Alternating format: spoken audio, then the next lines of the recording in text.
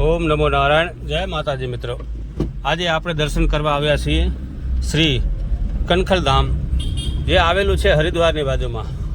અહીં આવેલું છે શ્રી સતી યજ્ઞકુંડ તથા શ્રી દક્ષેશ્વર મહાદેવ મંદિર.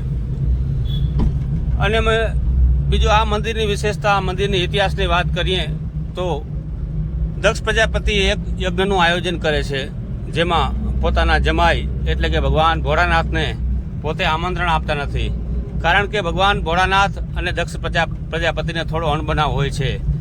એનું દક્ષ પ્રજાપતિ યજ્ઞનું આયોજન કરે છે, તેમાં ભગવાન ભોળાનાથને આમંત્રણ આપતા નથી.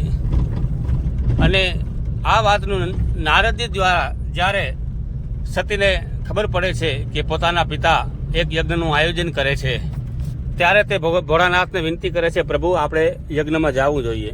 ત્યારે પ્રભુ કહે છે કે હે સતી, આમંત્રણ વગર આપણાથી ન જવાય.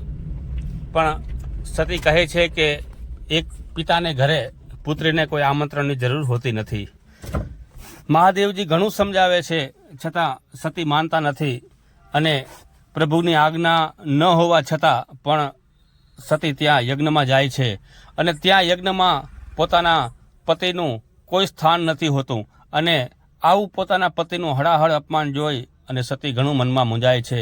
એને મનમાં ઘણું દુઃખ થાય છે, પણ પોતાના પિતાને પોતે કંઈ કહી શકતા નથી. અને આવું હળાહળ અપમાન સહન ન થતાં સતીએ જે યજ્ઞકુંડ હતો એમાં પડી અને પોતાના દેહનું બલિદાન આપે છે.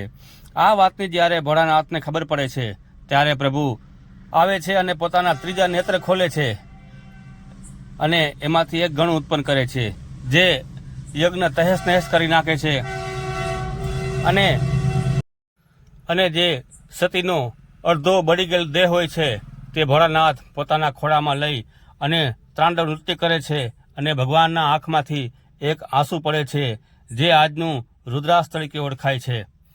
ભગવાન અતિ ક્રોધાન્માન થઈ જાય છે, ત્યારે એનો ક્રોધ શાંત કરવા બધા દેવતાઓ ભગવાન વિષ્ણુને વિનંતી કરે છે.